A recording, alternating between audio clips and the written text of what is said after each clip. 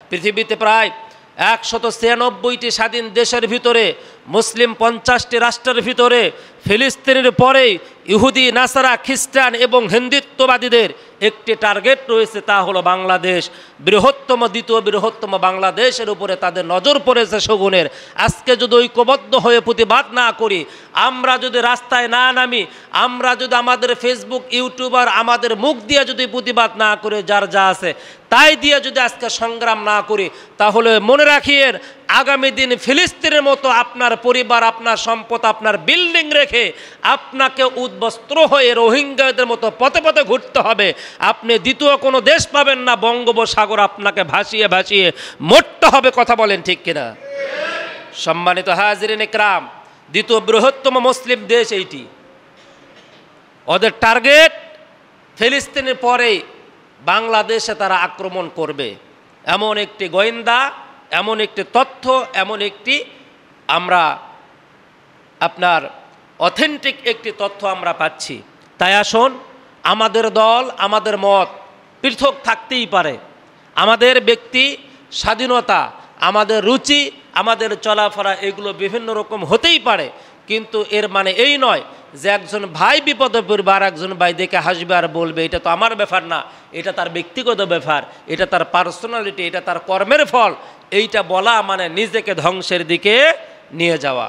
সম্মানিত হাজিরিন ইকরাম, history of Zeus অর্থাৎ খ্রিস্টানদের হিস্টোরি আজকে আমাদের আলোচনা করার একান্ত প্রয়োজন আমি অনুভব করেছি। কেননা পৃথিবীতে সারা বিশ্বময় সকল দেশের মানুষেরা মোটামুটি শান্তি শৃঙ্খলার মধ্যে থাকলেও ইহুদিরা তাদের আধিপত্য বিস্তারকে কেন্দ্র করে সারা বিশ্বময় সকল জাতি, ধর্ম, বর্ণ নির্বিশেষে সবার মাঝে একটি বিশৃঙ্খলা, একটি সন্ত্রাসী কর্মকাণ্ড, মুসলিম উম্মাহদের রক্ত নিয়ে তারা হোলি খেলা শুরু করে দিয়েছে। ছোট্ট ছোট্ট মাসুম বাচ্চাগুলো মার কোল থেকে নিয়ে এমনকি অনেক মুসলিম উম্মার নেককার সন্তানগুলো, তরুণ যুবকদের পাগুলো উপর দিক করে বেঁধে তাদের শরীরগুলো তারা পলিথিন দ্বারা প্যাকেট করে তারা কস্টেপ মেরে দিয়ে পাতে দড়ি লাগায়া ঝোলায়া ঝোলায়া তারা মারতেছে। এমনকি তাদেরকে দীর্ঘদিন পর্যন্ত জেলখানায় আবদ্ধ করার পরে তাদেরকে ছেড়ে দেওয়ার একটি নাটক, মুক্তি দেওয়ার একটি নাটক করে তারা তাদের চোখ বেঁধে বলছে তোমরা দৌড় দাও, এ পথ তোমাদের জন্য উন্মুক্ত, তোমাদের খোলা। এই কথা বলে তখন তারা যখন দুহাত পেছনে হ্যান্ডকাফ দিয়া আবদ্ধ করা অবস্থায় চোখ বেঁধে যখন তারা ছেড়ে দিয়েছে, আর এমন একটি জায়গায় তারা ছেড়ে দিচ্ছে যার সামনে দুপা বাড়ালেই একটি বিশাল বড় গর্ত, আর এই গর্তর ভিতরে পড়ার পূর্বেই পেছন থেকে তারা শটগান দিয়ে গুলি করে বনি আদমকে দুনিয়ার থেকে বিদায় করে দিচ্ছে। কথা বলেন ঠিক কিনা? আমার ভাইয়েরা, আজকে মনে হয় তাদের এই সন্ত্রাসী কর্মকাণ্ড দেখলে, তাদের এই স্টিম রোলার দেখলে, অমানবিক এই কাজকর্ম দেখার পরে এতটুকুই মনে হয় যেমন একটি সন্তান জন্ম নেওয়ার পূর্বে তার আব্বা বিদায় নিয়েছে, তার মা অল্প কিছুদিন পরে দুনিয়ার থেকে তাকে রেখেও বিদায় নিয়েছে। তার নিজের আপনজন বলতে চাচা, ফুবা, খালু, মামা, আত্মীয় স্বজন, এমনকি গ্রাম প্রতিবেশী সমাজের কেউ নেই। যেমন এই এতিম সন্তান একেবারে কখনো কারো থাপ্পড়, কখনো গালি, কখনো কারো হিংসায়, কখনো কারো অবহেলিত বিভিন্ন প্রকার লাঞ্ছনা গঞ্চনায় শিকার হয়ে পথে পথে বিভিন্ন জায়গায় স্টেশন আর বাস টার্মিনালে ঘোরাফেরা করে, কখনো শৃগালের সাথে, কখনো কুকুরের সাথে, কখনো আবার মানুষ সমাজকে বাদ দিয়ে পশু পাখির সাথে, কখনো আবার বন্ধুত্ব তৈরি করে তাদের বুকে আগড়িয়ে তাদের সাথে রাত্রেবেলা ঘুমায় আর দিনের বেলা পচা দুর্গন্ধ খাবারগুলো খায়। আর সে মনে মনে ভাবে এই পৃথিবীতে কোনো মানুষ নাই, যদি মানুষ থাকতো তারাই হলো দুজন, একজন হলো আমার মা এবং বাবা। তারা না থাকার কারণে এ সমাজ আমাকে দূরে রেখেছে। তাই সমাজের মুখে লাথি মেরে, সমাজের মুখে থুতু দিয়ে সে একটি হিংস্র প্রাণী, কুকুর এবং বিড়ালের সাথে বন্ধুত্ব করে তাদের সাথে রাত্রি যাপন করা তিনি যেমন নিরাপদ মনে করে, আজকে মুসলিম উম্মাহকে এমনভাবে নির্যাতন আর এমনভাবে তারা পদদলিত করে রিভলভার দিয়ে শটগান দিয়ে তারা যেভাবে মারতেছে রাতের আধারে দিনের আলোতে, মনে হচ্ছে মুসলিম উম্মাহ আজকে নিরহ, আজকে এদের কেউ নাই, এদেরকে দেখারও কেউ নেই, প্রতিবাদের কেউ নাই, এমনটা দৃশ্য আমরা দেখতে পাচ্ছি। কথা বলেন ঠিক কিনা? আসুন হিস্ট্রি অফ দ্য জিউস, আজকে খ্রিস্টান ইহুদিদের জীবন ইতিহাসটি তুলে ধরব সংক্ষিপ্ত সময়ের মধ্য দিয়ে। সম্মানিত ভাইয়েরা আমার, এই পৃথিবীতে আল্লাহ রাব্বুল আলামিন প্রত্যেকটা নবী রসুলকে পাঠিয়ে দিয়ে পথ ভোলা মানুষদেরকে সঠিক পথে সঠিক রাস্তায় উঠিয়ে দেওয়ার জন্য আল্লাহ সুবহানাহু ওয়া তাআলা প্রত্যেকটা যুগে যুগে নবী এবং রসুলকে পাঠিয়েছিলেন। তাদের কাজ ছিল কি? তাদের কাজ ছিল ইহদিনাস সিরাতাল মুস্তাকিম, সরল এবং সঠিক পথে ডাকার দায়িত্ব ছিল প্রত্যেকটা নবী এবং রাসূলের। প্রিয় ভাইয়েরা আমার, সেই ধারাবাহিকতায় আল্লাহ রাব্বুল আলামিন হযরত ইয়াকুব আলাইহি ওয়াসাল্লামকে দুনিয়াতে প্রেরণ করলেন।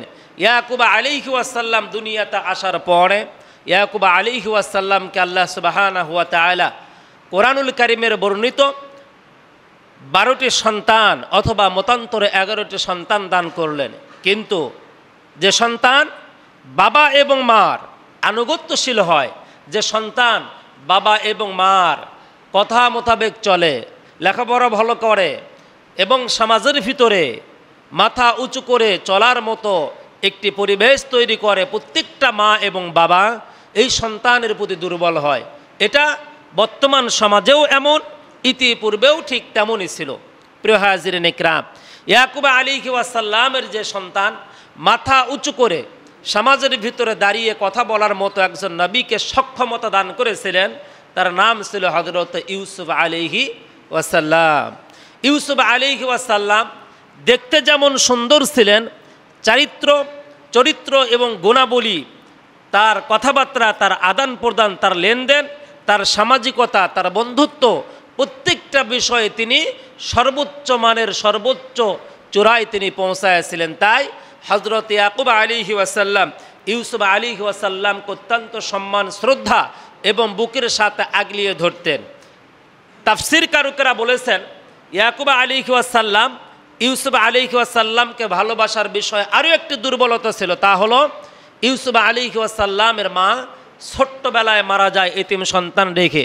আর এতিম সন্তান হওয়ার কারণে ইয়াকুব আলাইহি ওয়াসাল্লাম ইউসুফ আলাইহি ওয়াসাল্লামকে অত্যন্ত স্নেহ এবং ভালোবাসা দিয়ে বুকের সাথে আগলিয়ে রাখতেন। এটাই ছিল তার 11টি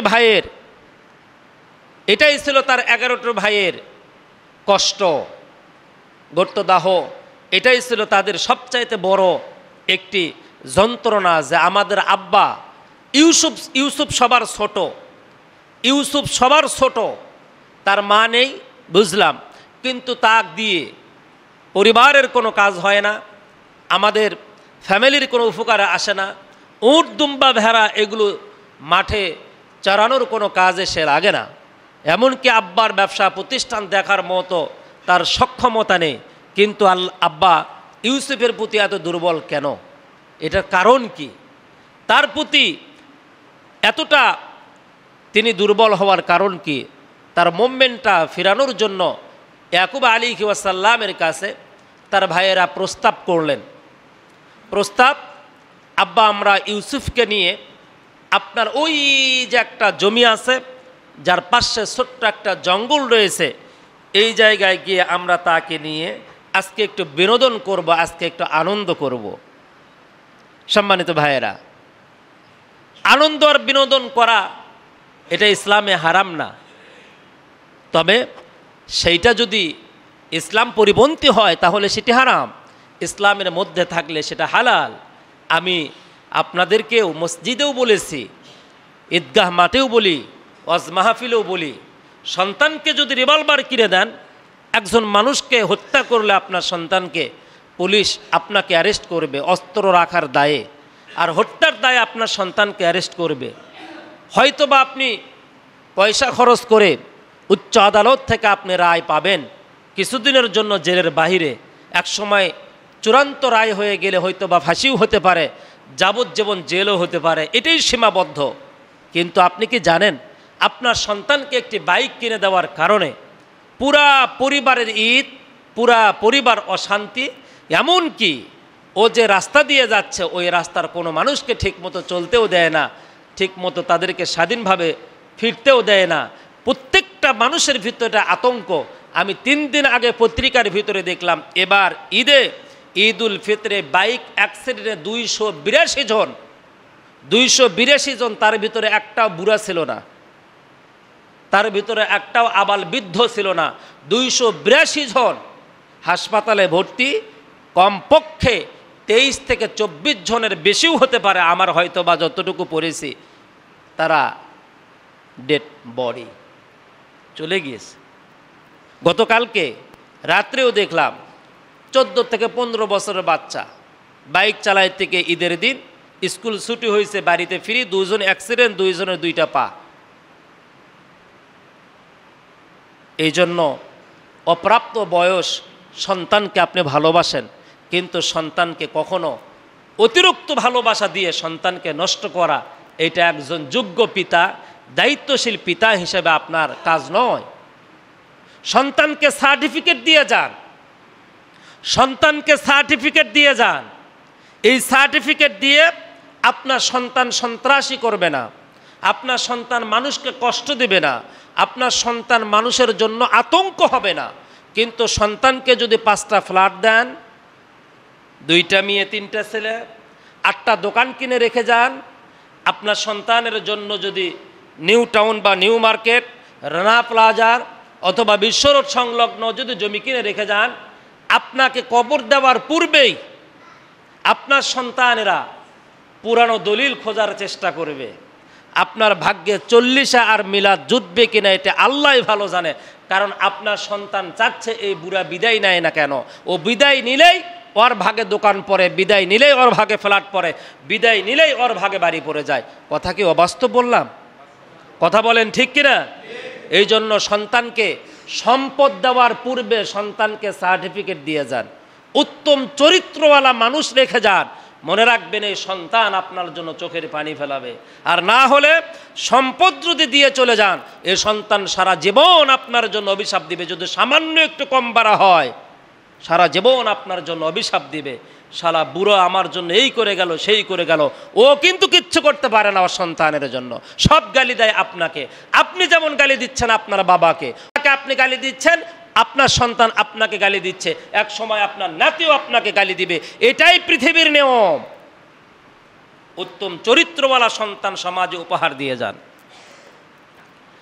সম্মানিত হাজিরিন ইকরাম, আল্লাহ রাব্বুল আলামিন বলেন, ইয ক্বালা ইউসুফু লিআবিহি ইয়া আবাতি ইন্নী রাআইতু 11 কাওকাবান ওয়াশ-শামসা ওয়াল কমারা রাআইতুহুম লি সাজিদিন। সূরা ইউসুফ 12 পারার ভিতরে আল্লাহ পাক বলেন, ইউসুফকে আমি স্বপ্ন দেখাইলাম। বিস্তারিত আলোচনা নয়, আল্লাহ পাক ইউসুফকে ইন্ডিকেট করে আল্লাহ পাক যার জানানোর দরকার জানিয়ে দিলেন। নবী বুঝতে পেরেছেন, ইউসুফ নবীর বাবা বুঝতে পেরেছেন, আমার সন্তান সাধারণ কোনো সন্তান না। যতগুলো সন্তান আছে তাদের ভিতরে একটা নক্ষত্র সন্তান, আলোকময় সন্তান। আমার সন্তান একটা প্রদীপ, আমার সন্তান একটা নূর। এই দিকে লক্ষ্য করে এতিম সন্তান আচার আচরণে, নম্রতায়, ভদ্রতায়, সবার উচ্চতায় ইয়াকুব আলাইহি ওয়াসাল্লাম তার সন্তানকে দূরে যেতে দিবেন না। 10 জন ভাই মিলে ইউসুফ আলাইহি ওয়াসাল্লামকে কেউ কোলে নেয়, কেউ বা কাঁধে নেয়, কেউ কপালে চুমু, কেউ ঠোঁটে চুমু দেয়, কেউ বা আবার জামা কাপড়গুলো ঠিক করে দেয়। ইয়াকুব আলাইহি ওয়াসাল্লাম এই দৃশ্য দেখে মনটা গলে গেল। এই ভালোবাসা দেখে তিনি মুগ্ধ হয়ে গেলেন আর বললেন, বাবা নিয়ে যাও। সম্মানিত হাজিরিন ইকরাম, কিছু দূর পর্যন্ত ইউসুফ আলাইহি ওয়াসাল্লামকে তারা ভাইয়েরা কোলে করে আবার কখনো কাঁধে করে নিলেন। যেমনি পেছনে তাকায় দেখে বুড়াকে দেখা যায় না, বাবা দেখা যায় না। না দেখার কারণে আস্তে করে কাঁধ থেকে নামায়া দিয়া বললেন, একটু হাঁটো, আমরা ক্লান্ত হয়ে গেলাম।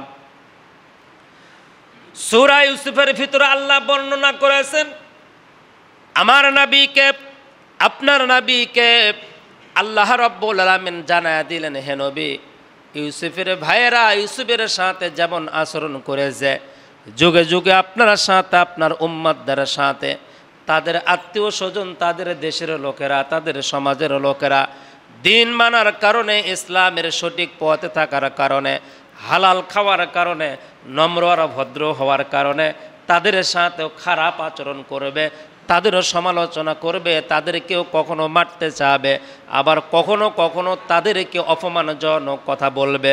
বাস্তব যা আজকেও বাংলাদেশে ঘটে যাচ্ছে, কথা বলেন ঠিক কিনা? আমার ভাইয়েরা, ইউসুফ আলাইহি ওয়াসাল্লামকে কিছু দূর নামার পর হাঁটতে দিলেন। ছোট্ট মানুষ কখনো পিছে পড়ে, কখনো দৌড় দিয়ে সামনে যায়। পাহাড়ের আঁকা বাতানের পথ, এই পথ দিয়ে পাথরের উপর দিয়ে হাঁটা যায় না।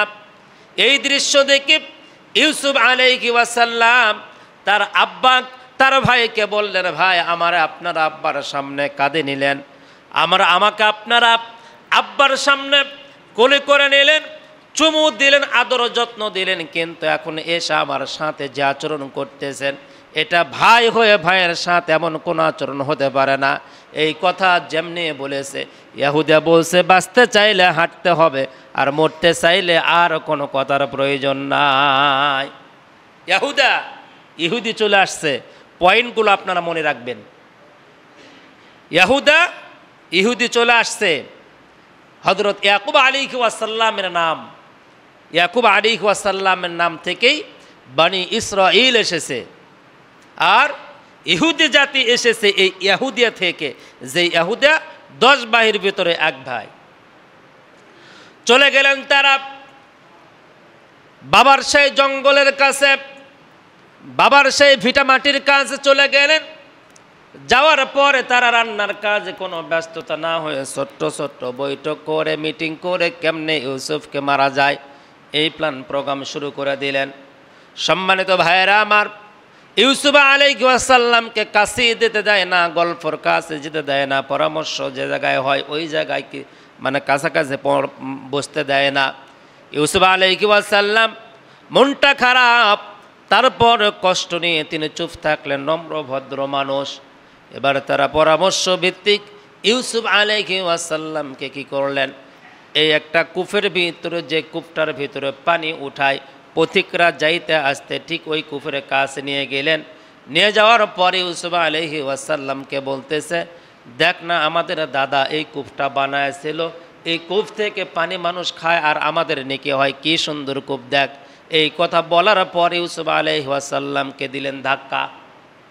ইউসুফ আলাইহিস সালাম ধাক্কা খাওয়ার পরে তিনি কূপের সাইডে যে কান্দারিগুলো ছিল তা আঁকড়িয়ে ধরলেন আর বললেন, ভাই এই কাজটা আপনারা করলেন কেন? প্রথমত কোল থেকে নামা এলেন, ধমক দিলেন, পরামর্শ আমাকে রাখলেন না, আবার কূপের ভেতরে ধাক্কা দিয়ে ফালায়া দিলেন, কারণ কি? ভাইয়েরা বললেন, ভাই হয়ে ভাইয়ের সাথে একটু মজা করে, আসলে বড় কিছু না, এইটা তোমার সাথে মজা করা হচ্ছে, আসো উঠে আসো, তোমাকে নিয়ে আমরা পিকনিক খাবো, তোমাকে নিয়ে আমরা রিসোর্টে যাব, আনন্দ করব। ইউসুফ আলাইহিস সালাম মুস্কে হাসি দিয়ে ভাইদের প্রতি বিশ্বাস নিয়ে আন্তরিকতার সাথে কষ্ট করে ছোট্ট মানুষ যখন উঠে আসলেন, আসার পরে ইউসুফ আলাইহিস সালামের চোখ বাঁধলেন, বাঁধার পরে হাত বাঁধলেন, বাঁধার পর রশি দিয়ে ইউসুফ আলাইহিস সালামকে নিচে নামাচ্ছে।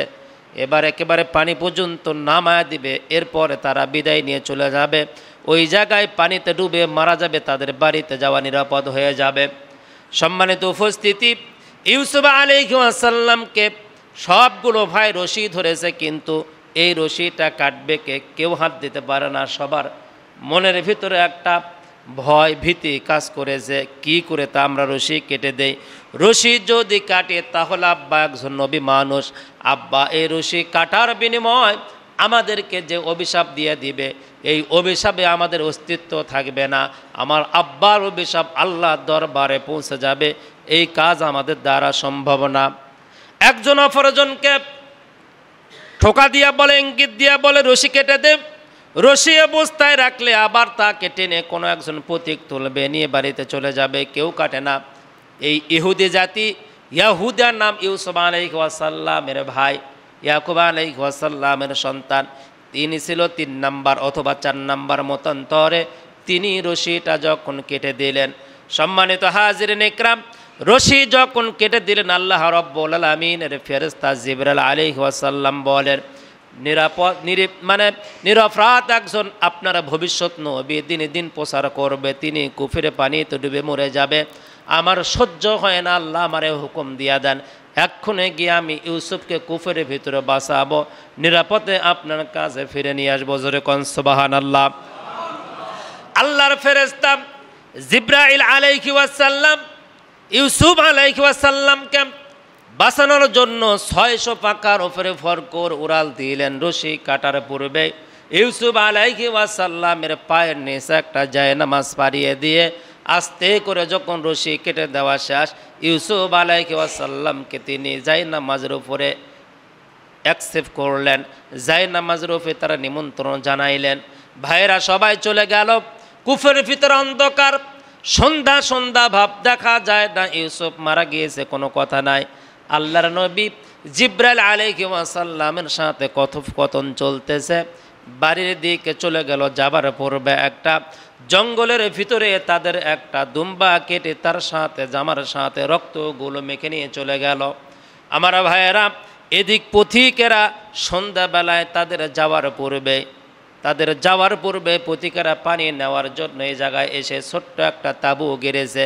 কিছু যাওয়ার পরে ওরা দেখতেছে একটা পথিক পার হয়ে গেল, একটা কাফেলা পার হয়ে গেল। এখন যদি আমরা চলে যাই, ওই কাফেলার লোকজন যদি ইউসুফকে বাঁচা অবস্থায় পায়, তাহলে আমাদের উপরে বিচারশালী সব, আমাদের উপরে একটা তহমত আসবে, মিথ্যা একটা তহমত। এই তহমতে আমরা হয়তো আব্বার কাছে কালার হয়ে যাব। অপেক্ষা করলেন, যে টার্গেট নিয়ে তারা, ঠিক ওই টার্গেট মোতাবিক কুফির ভিতরে একটা ছোট্ট বালতি ছেড়ে দিল, ঘটি বাটে ছেড়ে দিল, যা একজন মানুষ ধরতে পারবে। এই কুটি বাটি এটা ইউসুফ আলাইহিস সালাম ধরলেন, উপরে দিকে উঠলেন। ইহুদিয়া 4-5 জন ভাইকে নিয়ে এসে বলল, কাকে তুললেন আপনারা? বলে, একটা মনে হয় সূর্য আলো যেমন, চন্দ্র যেমন আলো দেয়, এমন একটি নক্ষত্র, এমন একটি আলো আমরা পাইলাম, এই বাচ্চাটাকে আমরা নিয়ে যাব। ইহুদিয়া বলল, এই যে আমরা 5 জন আমি দিয়ে, এই 5 জন আমরা সাক্ষী দিচ্ছি, আমাদের বাড়িতে এইটা কাজের লোক ছিল, কাজ করতে পারে না, যার কারণে গোলামকে আমাদের বাবা বলেছে তোমরা কুফের ভিতরে ফেলে দিয়ে মেরে ফেলে দাও, এই জন্যই আমরা কুফের ভিতরে ফালাইছি। ইউসুফ আলাইহিস সালাম শুধু চাতক পাখির মতো দেখলেন, 2 চোখ দিয়ে পানি ঝরাইলেন, কারণ এরা যে পরিকল্পনা করেছে আর একবার কথা বললে আমারে দুনিয়া থেকে বিদায় করে দিবে। সম্মানিত হাজিরিন ইকরাম, ইউসুফ আলাইহিস সালাম কোনো কথা বললেন না। পথিক লোকদেরকে বলা হলো, কি করতে চান আপনারা? পথিক লোকরা বলল, আপনাদের এই গোলামকে আপনারা নিয়ে যান। বলে, না না, আমরা গোলামকে নিয়ে যাব না, আমরা গোলাম যেহেতু উঠাইছেন বিক্রি করব, নিয়ে যান। কত টাকার বিনিময় ক্রয় করবেন? বলে, আমাদের ব্যবসা বাণিজ্য তেমন হয় না, অল্প কিছু দিরহাম রয়েছে, এই দিরহামের মাধ্যমে যদি আপনারা দিয়ে দেন, এইটা আমরা নিয়ে যেয়ে বাজারে বিক্রি করে উচ্চ মূল্য কিছু হয়তো বা পাওনা হবে, যা দিয়া পরিবার আমাদের চলবে। এই কথা মোতাবেক তাদের সাথে লেনদেন হয়ে গেল। ইউসুফ আলাইহিস সালামকে নিয়ে এই কাফিলার লোকজন রাতের বেলার অপেক্ষা করলেন, এত সুন্দর বালক পেয়েছে, নিয়ে রওনা দিলেন তারা। এদিকে ভাইরা তারা চলে গেলেন বাবার কাছে। বাবা পথের দিকে চেয়ে আছে, আমার ইউসুফকে নিয়ে আমার সন্তানেরা আনন্দ করার জন্য, বিনোদন করার জন্য গিয়েছে, আমার ইউসুফকে নিয়ে পিকনিক খাওয়ার জন্য গিয়েছে, ফিরে আসবে। আমার ভাইয়েরা, বাবার সামনে সন্তানগুলো যখন দাঁড়াইছে, সূরা ইউসুফের ভিতরে এসেছে, সবার মনটা মরা, একেবারে মলিন, কোনো কথা বলে না, কথা বলতে অস্পষ্ট হয়, কথাগুলো স্পষ্ট আসে না। দেখবেন একজনের অপরাধ মানুষের কথাবার্তা যদি তাকে অপরাধী সাজানো হয়, তার কথাবার্তার ভয়েস, স্পিরিট আর তার বডি ল্যাঙ্গুয়েজ একরকম, আর যিনি অপরাধ করে তার বডি ল্যাঙ্গুয়েজ আর এক রকম, তার ভয়েসটাও ঠিক ভিন্ন রকম হয়ে যায়। ইউসুফ আলাইহিস সালামের ভাইয়েরা বলল, আব্বা কি বলবো আপনাকে, আপনার সাথে যে কমিটমেন্ট আমরা করেছিলাম তা আমরা রক্ষা করতে পারি নাই, আপনি আমাদেরকে ক্ষমা করে দেন। ইউসুফ আলাইহিস সালামের বাবা বলল, কি হয়েছে আমার বলো বাবা? বলা, বাপ, আমরা ইউসুফকে জঙ্গলের কাছে খেলতে দিয়ে আমরা একটু আমাদের কূপে পানি নেওয়ার জন্য গিয়েছিলাম, রান্না বান্নার পানি। ওই পানি নিতে গিয়ে আপনার ইউসুফ এসে দেখি ওই জঙ্গলের বাঘ এসে খেয়ে ফেলে দিয়েছে। আপনার ইউসুফকে আমরা আপনার সামনে ফিরিয়ে দিতে পারলাম না। ইয়াকুব নবী বলছে, বাবা স্বপ্নে তো তাই আমি দেখলাম। বলে তারপরেও বিশ্বাস হয় না। ইয়াকুব আলাইহিস সালামের সামনে সন্তানগুলো দ্বারা বলছে, আব্বা বিশ্বাস যদি না করেন, ইহুদের কাছে তার প্রমাণ রয়েছে, এই আলামত দেখে হলো আপনি বিশ্বাস করেন আপনার সন্তানকে বাঘে খেয়ে ফেলেছে। তখন ইয়াকুব আলাইহিস সালাম তাদের নাটকগুলো দেখলেন, কোরআনের ভিতরে প্রত্যেকটা কথা এসেছে। পুরো একটি সূরা আল্লাহ পাক ইউসুফ আলাইহিস সালামের নামে দিয়েছেন, এই কারণে যে মুহাম্মদ রাসূল সাল্লাল্লাহু আলাইহি ওয়াসাল্লামের সাথে যুগে যুগে তার উম্মতদের সাথে এমনটা আচরণ হবে, এমনটা বৈষম্য হবে, সেই জন্য আল্লাহ সুবহানাহু ওয়া তাআলা পরিপূর্ণ একটি সূরা দান করেছেন আমাদের বোঝার জন্য, অনুধাবন করার জন্য, অ্যানালাইসিস করার জন্য, গবেষণা করার জন্য। উচ্চ আওয়াজে বলুন না সুবহানাল্লাহ। ইহুদিয়া ছোট্ট একটা পুটলির মধ্য থেকে জীর্ণ শীর্ণ অগোছালো কিছু রক্ত এবং কিছু ভিজা মাটি কাদা ভরা জীর্ণ শীর্ণ একটা জামা বাবার সামনে প্রেজেন্ট করলেন, বাবার সামনে উপস্থিত করলেন। এইটা দেখে বাবার চোখ দিয়া টপ টপ করে পানি পড়তেছে। দেখেন আল্লাহ পাক নবীদেরকে দুইটা জিনিস দান করেছিলেন, একটা হচ্ছে প্রজ্ঞা মেধা, আর একটা শক্তি। প্রত্যেকটা নবী রাসূলকে আল্লাহ পাক তাদের শরীরের শক্তি দিয়েছিলেন। সে জামানার 40 জন বীর পুরুষের চাইতে অধিক পরিমাণ শক্তি দিয়েছেন, এবং আল্লাহ পাক তাদের মেধা, প্রজ্ঞা, বিবেক তাদেরকে আল্লাহ পাক পরিপূর্ণ দান করেছেন। ইয়াকুব আলাইহিস সালাম জামাটা হাতে নিলেন, জামাটা হাতে নিয়ে নাড়াচাড়া করেন, ব্লাডের দিকে দেখতেছেন, রক্তের দিকে দেখতেছেন, আর বলতেছেন, বাবা আমার ইউসুফকে জঙ্গলের বাঘ খাইছে, জঙ্গলের সিংহ খাইছে, শ্রীগাল খাইছে।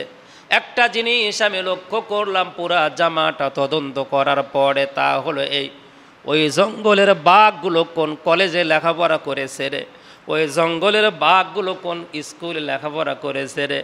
আমার ইউসুফের কলিজা, আমার ইউসুফের হৃৎপিণ্ডগুলো ছিঁড়ে ছিঁড়ে খাইছে, কিন্তু জামার একটা জায়গায় কোনো তাদের পায়ের আসর টোকা পর্যন্ত লাগে নাই। জোরে বলেন না আল্লাহু আকবার। জিন্দেগি তোর যাইরে ফাঁকি দিয়া রে সোনার আদম, জিন্দেগি তোর যাইরে ফাঁকি দিয়া। ইহুদা বলছে, আব্বা আপনি কি আমাকে অবিশ্বাস করেন? তখন কিন্তু আর নরম কথা নাই, কি নাই, নরম কথা নাই। তখন বলতেছে, আব্বা আপনি কি আমাকে অবিশ্বাস করেন? আপনার কি সন্দেহ হয় আমরা ইউসুফকে মারছি? বাঘের কোনো কলেজ নাই, স্কুল নাই, বাঘের কোনো ইউনিভার্সিটি নাই, বাঘ কেন লেখাপড়া করবে? বলে, বাবা আমি যতটুকু জানি বাঘ ধরলে বুকটা ছিঁড়বে, জামা কাপড়টা ছিঁড়ে যাবে, জামাতে কোনো ছেঁড়া নাই, কোনো দাগ নাই, পায়ের কোনো আসর নাই, কিন্তু এই জন্যই বললাম বাঘ কোন কলেজে লেখাপড়া করেছে, জামা কাপড় খুলে রেখে আমার ইউসুফকে খেয়ে শেষ করে দিয়েছে। আমার তোমাদের প্রতি আমার কোনো অভিযোগ নাই, কষ্ট নাই, আমি আল্লাহর কাছে বিচার দিলাম, আল্লাহ যেন আমার বিচার করে নেয়। আমার ভাইয়ানা, ইয়াকুব আলাইহিস সালামের কাছ থেকে সন্তানেরা চলে গেল, ইউসুফ আলাইহিস সালামকে নিয়ে চলে গেল। এই কাফেলার লোকজন নিয়ে যাওয়ার পরে তারা যিনি নিয়ে গিয়েছে বাড়িতে, বাড়িতে রাখবে কোথায় জায়গা নাই, গরিব মানুষ, তারা বিভিন্ন দেশে ব্যবসা বাণিজ্য করে খায়। এই ব্যবসা বাণিজ্য করা মানুষের কাছ থেকে তহবিল নিয়ে, মানুষের কাছ থেকে ঋণ নিয়ে তারা ব্যবসা করে। এরপরে বাড়িতে নিয়ে যাওয়ার সঙ্গে সঙ্গে তার স্ত্রী বের হয়ে আসছে, আসার পরে বলতেছে বাজার কোথায়, আসার পরে বলতেছে আমাদের খাবারের যা বাজার ঘাট এগুলো কোথায়। তিনি বললেন ব্যবসা বাণিজ্য ভালো হয় নাই, যা দিয়া বাজার করব তা আমি ক্রয় করেছি এই গোলাম। এইটা বলার পরে তার স্ত্রী তার উপরে খেপে গিয়েছে, খেপে বলছে নিজে ভাত পাও না, নিজের সন্তানকে জামা কাপড় দিতে পারো না, বাণিজ্য করতে গিয়ে গোলাম কিনে নিয়ে আসছো, বোঝার উপরে আবার বোঝা, মনে হয় তোমার সাথে সংসার টিকবে না। তাফসীর কারকেরা বলেন ইউসুফ আলাইহিস সালামকে জীর্ণ শীর্ণ একটা ছোট্ট ঘরের ভিতরে রেখেছে। এই লোকটার মা যে ঘরে থাকে, এখন বর্তমান জামানায় দেখবেন গ্রামগঞ্জে মা বাবা এমন একটা ঘরে থাকে যে ঘরে এনার সন্তান রাখার উপযুক্ত নয়, যে ঘরে জামাই বসার উপযুক্ত নয়, যে ঘরে মেহমান আসার উপযুক্ত নয়, এমন একটা ঘরে মা বাবাকে রাখে।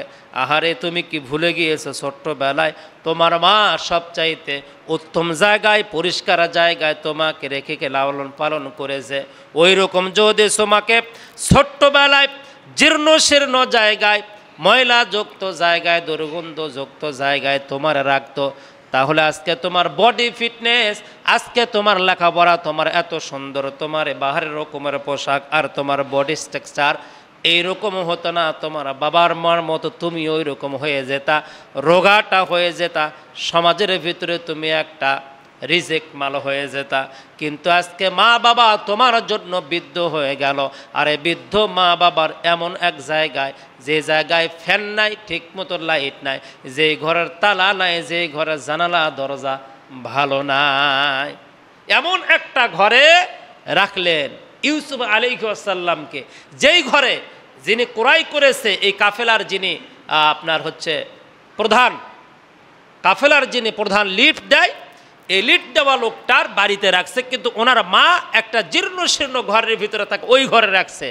এই বুড়ি এখন চিন্তা করতেছে যে আমার ছেলে নিয়ে আসছে যেহেতু, একে তো ফেলে দেওয়ার কোনো সুযোগ নাই। বলছে বাবা ঠিক আছে, এই যে আমার বালিশটা দিয়ে দাও, আর একটা পাতলা খাতা আছে দিয়ে দাও, ওখানে থাক। একটা কর্নারে ঘুমিয়ে পড়েছে। বুড়ি রাতের বেলা কিন্তু দেখে নাই, রাতের বেলা বুড়ি দেখে নাই, সারা রাত স্ত্রীর সাথে তর্ক বিতর্ক লিপ্ত স্বামী আর স্ত্রী, কারণ বাজার হয় নাই। সকালবেলা বুড়ি ঘুম থেকে উঠে কাতা টাতাগুলো সব এক সাইডে গোছ ভাস করে রাখছে। রাখার পরে বুড়ি যায় ডাকতেছে, এই গোলাম, এই গোলাম ইদরিস, আদিন নাফসাক। হ্যাঁ, এগুলো তখন ইউসুফ আলাইহিস সালামকে বলার জন্য তিনি উপর মানে বলতেছে, আর জামা কাপড়গুলো উপর থেকে যা কাপড় দেওয়া ছিল ঢাকা, ওইটা টানতেছে। যেমনি মুখ দেখছে, তাফসীর কারকরা বলেন যেমনি মুখ দেখছে, এই বুড়ির শরীরের ভিতরে যত রোগ ব্যাধি ব্যারাম ছিল, শরীরের ভিতরে যত প্রকারের দুর্বলতা ছিল, সব দুর্বলতা দূর হয়ে গিয়েছে, রোগ ব্যাধি ব্যারাম সব দূর হয়ে গিয়েছে। জোরে কোন সুবহানাল্লাহ। বুড়ি বলতেছে বাবা বাড়ি কোথায়? তখন পরিচয় দিচ্ছে, কিন্তু সঠিক পরিচয় দিচ্ছে না ভয়ে, কারণ আবার যদি ভাইয়েরা আসে তাহলে কূপে ফালানো, বিক্রি করে দেওয়া, এরপরে কাঠ থেকে জোরে ফেলিয়ে দেওয়া, এবার তো এসে মেরে ফেলে দিবে। পরিচয় ঠিক মতো দিচ্ছে না, বলে আমার মা মারা গিয়েছে, আমার বাড়ি অনেক দূরে, আমাকে বিক্রি করা হয়েছে। এই বুড়ি যখন বাড়ির থেকে বের হয়েছে, বের হওয়ার পরে এলাকার লোকজন বলতেছে যে তুমি কোন কোম্পানির ক্রিম ব্যবহার করো? এই যে একটা ক্রিম মহিলাকে ধরছে না, আহা আস্তাগফিরুল্লাহ আস্তাগফিরুল্লাহ। আল্লাহ সমাজ থেকে এই অন্যায়কারীদেরকে, সমাজ থেকে এই দুর্নীতিবাজদেরকে, যারা আমাদেরকে ইতিপূর্বে ধোকার ভিতরে রেখেছে, আল্লাহ তুমি তাদেরকে উন্মুক্ত করো, জাতির সামনে তাদেরকে লাঞ্ছিত করো। জোরে কোন আমিন। প্রিয় ভাইয়েরা, এই বুড়িকে দেখে বলতেছে কোন কোম্পানি? বলে মানে, বলে তো তোমার চেহারা গতকালকে এই ছিল না, তোমার গায়ে তো দাউদ ছিল, চুলকানি ছিল, খাউজানি ছিল, এগুলো কেমনি কি হইল? বলে আমি এটা বলতে পারবো না। বলে সত্যি করে বলো, রাতের বেলা কোথায় কাকে দেখেছো, কার কাছে গিয়েছো, কি হয়েছে বলো। তখন বলবে না কিচ্ছু বলতে পারবো না, তবে এতটুকু বলতে পারি, ঘুম থেকে ওঠার পর একটা গোলাম বাড়িতে আসছে, ওই গোলামেকে শুধু জামাটা টানছি, মানে কাপড়টা উপর থেকে টানছি, মুখটা দেখছি, জিজ্ঞাসা করছি, এরপর থেকে আমার শরীরের ভিতরে একটা 25 বছরের তরুণীর মতো একটা শক্তি আমার ভিতরে আমি অনুভব করতেছি। সুবহানাল্লাহ। তো বলি চলো তো দেখি সে গোলামটা কেমন। বাড়িতে এসে দেখো তখনও তার স্বামী স্ত্রীরা ঝগড়া করতেইছে। আয়েশা এই গোলামকে দেখার সঙ্গে সঙ্গে যে কয়টা রোগা এসেছিল, যে কয়টা বুড়ি আসছিল, প্রত্যেকটার পরিবর্তন হয়েছে। জোরে কোন সুবহানাল্লাহ। এলাকার মানুষ বলতেছে বাবা এটা বিক্রি করো, এ মলম আমার লাগবে, আর একজন বলতেছে এ মলম আমার লাগবে। এখন বাড়ির যে মহিলা স্ত্রী আছে উনি বলতেছে ঘটনা, বলে পাগলি তুই তো বুঝিস না, দেখ আমি কি নিয়ে আসছে বাড়িতে, এখনো বাজারে উঠাই নাই, তার পূর্বে সবাই কেনাকাটার জন্য বিধিব্যস্ত হয়েছে। আমার ভাইয়েরা বাজারে নিয়ে যাওয়া হলো, ক্রমান্বয়ে দাম বাড়তে বাড়তে বাড়তে বাড়তে এমন একটা পর্যায়ে চলে গেল যা ইউসুফ আলাইহি ওয়াসাল্লামকে ক্রয় করার জন্য এক সাইডে ইউসুফ, অপর সাইডে টাকা স্বর্ণ মুদ্রা দিয়ে ক্রয় করলো। এরপরে ইহুদি, এরপরে ইসরায়েলের ঘটনা ক্রমান্বয়ে সামনের দিকে আসবে। এই ইহুদিয়া থেকে ইহুদি, ইয়াকুব আলাইহিস সালাম থেকে ইসরায়েল আসছে। সম্মানিত ভাইয়েরা আমার, এরা ধ্বংস হবে, রসুলের হাদিস, এরা ধ্বংস হবে। মুসলিম উম্মাহ ঐক্যবদ্ধ থাকতে হবে। হাদিসটা পড়ে আসলাম, আল্লাহ রসুল বলেছেন এমন একটা দিন আসবে মুসলিম উম্মাহ যদি ঐক্যবদ্ধ থাকে, এই মুসলমান মুহাম্মাদের উম্মাতগুলো তাদের বিরুদ্ধে ঐক্যবদ্ধ হওয়ার কারণে আল্লাহ সুবহানাহু ওয়া তাআলা তাদেরকে ধ্বংস করবে এমনভাবে, পাথরের নিকটে যখন ওরা লুকাবে, পাথর বলে দিবে আমার পেছনে বনি ইসরাইল লুকে আছে, এদেরকে ধরো, এদেরকে মারো। এমন একটা দিন আসবে, জোরে বলেন না আল্লাহুম্মা আমিন।